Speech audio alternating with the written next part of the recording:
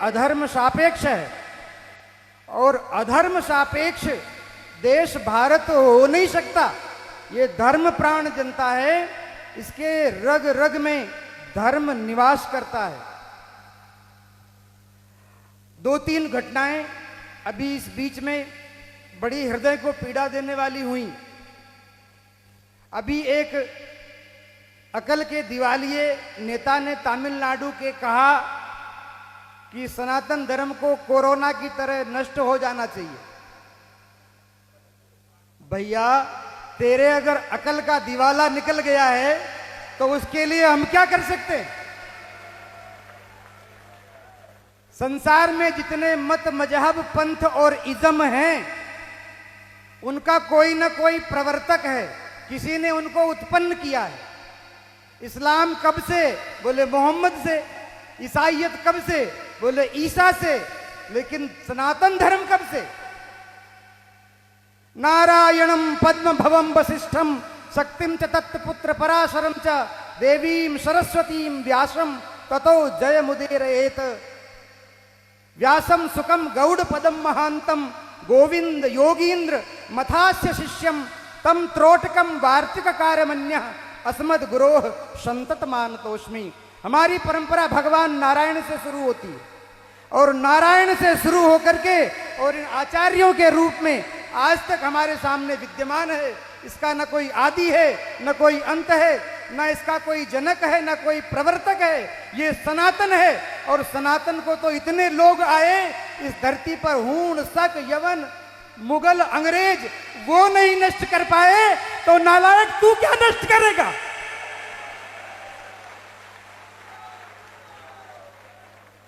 हमारे देश के संविधान में इमरजेंसी काल में जब सारे विपक्ष के नेता जेल में बैठे थे, उस समय आधी रात को 12 बजे तुमने संविधान के प्रियम्बल में धर्मनिरपेक्ष शब्द जोड़ दिया और इस देश को अधर्म सापेक्ष बना दिया। तुम्हारे बाप का ये देश है। हमारे पूर्वजों ने इस संविधान को इसलिए स्वीकार नहीं किया था कि देश के 75 साल बाद भी हिंदू अपने अधिकारों के लिए संघर्ष करें। हमारे देवस्थान सुरक्षित नहीं, हमारी पूजा पद्धतियां सुरक्षित नहीं, हमारे जीवन के मूल मानबिंदु सुरक्षित नहीं। अगर आवश्यकता हो तो ऐसे संविधान को आमूल चूल परिवर्तन करके उसको बदलना चाहिए।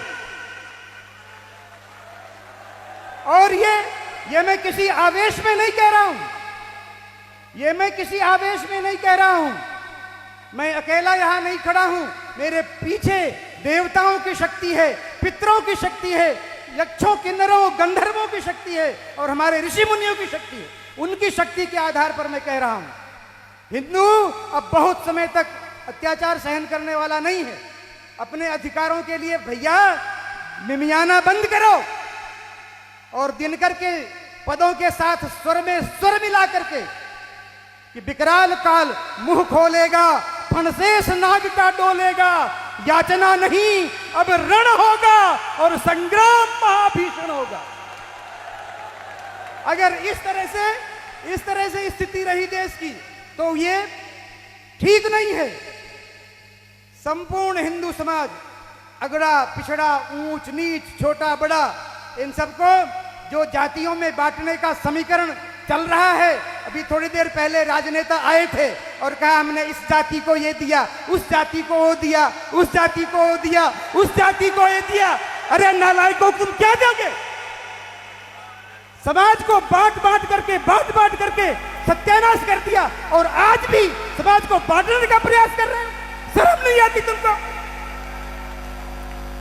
अब हिंदू समाज इस चक्कर में आने वाला नहीं है भैया। सभी लोग एक स्वर में हिंदवा सहोदरा सर्वे न हिंदू पतितो भवे। हिंदू एकमात्र भारत माता की संतान है और वो न कोई ऊंचा है न कोई नीचा है। एक स्वर में सनातन धर्म की रक्षा होनी चाहिए।